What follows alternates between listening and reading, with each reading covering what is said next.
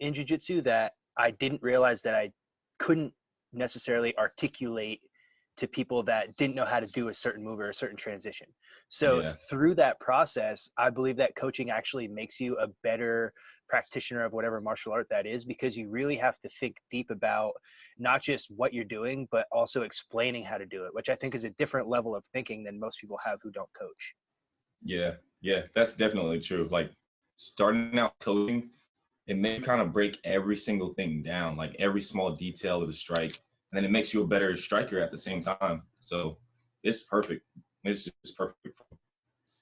Now, and in terms of, you said you have anywhere from kids all the way up through to fighters. So are they in, obviously not kids and fighters, but are your fighters in with just, the general public who wants to come in and take class? Or do you have like fighter specific classes and then like a cardio kickboxing class? We kind of keep our fighters around the class just to kind of show the beginners like this is what you can do if you keep training. Mhm. But we do try to keep our we'll do fighter sessions. So we'll have our fighters in the gym and just have a sessions for them, and then we'll have them in the class too. And then in terms of sparring, I know it's kind of a hot topic as of the last couple years. You have people who, will spar 3-4 times a week, and they'll spar hard. And then you got guys like a Cowboy Cerrone who said he doesn't spar at all anymore because he knows how to fight. And then you have like your Thai style of sparring, which is a lot of touch and go and a lot of finesse, and they're not necessarily just beating the brakes off each other most of the times that they spar. Right. What's your take on sparring and how people should spar in the gym to one, stay in shape, and then should it change when they're in a fight camp?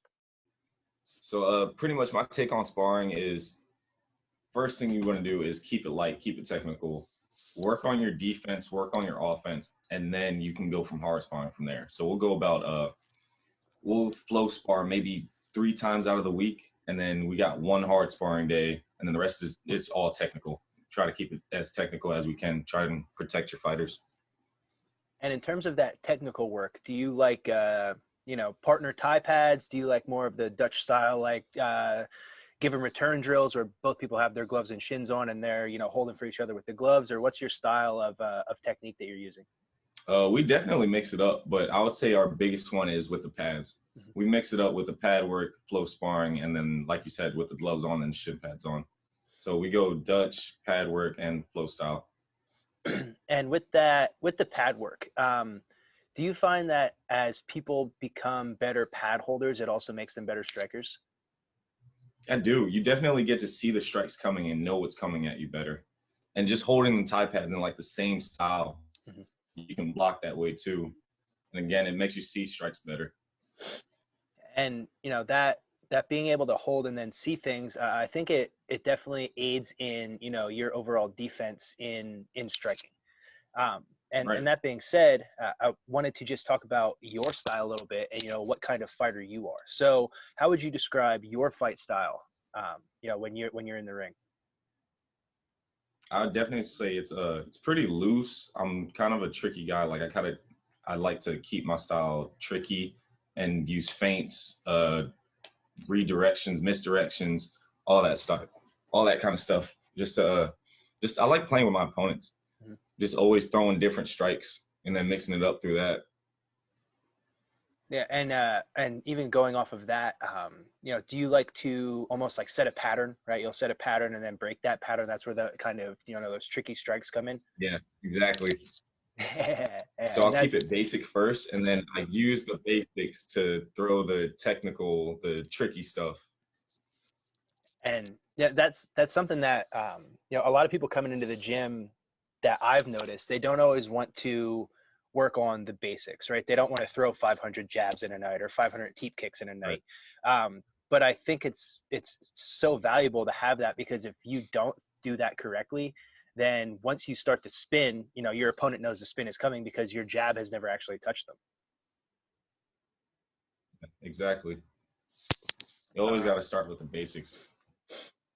And I know that you're coaching now, and you talked about fighting in the past. We just turned over to a new year. 2020 was interesting for everyone. Gym shutting down, not a whole lot of fights going on. Um, Oh yeah. what are you most looking forward to in 2021? Is it coaching athletes in the ring of the cage? Is it getting back in there yourself? What do you have on the horizon? Really, it's all of it. Like I'm working on online website. Hopefully that comes up soon so I can get out there and kind of share my knowledge more.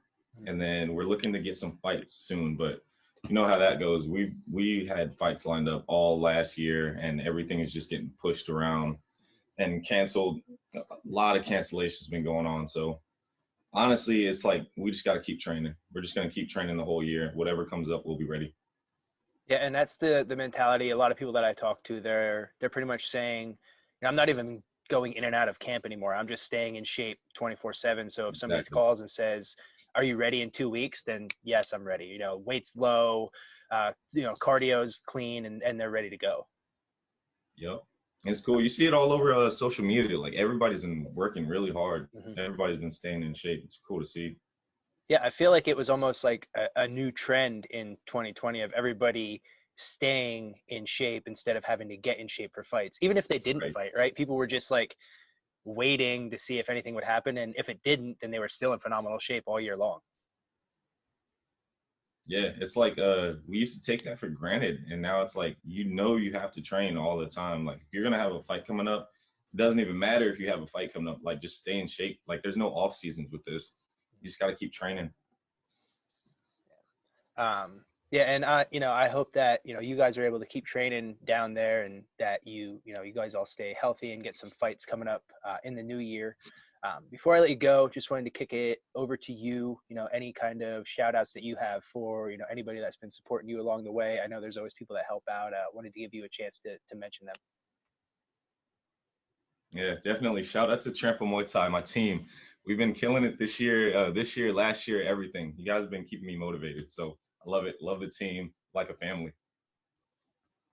Awesome, Jordan. I Oh, appreciate your and the UFC gym. Of course, UFC gym. Shout out to you guys too. absolutely, Jordan. Thanks for your time.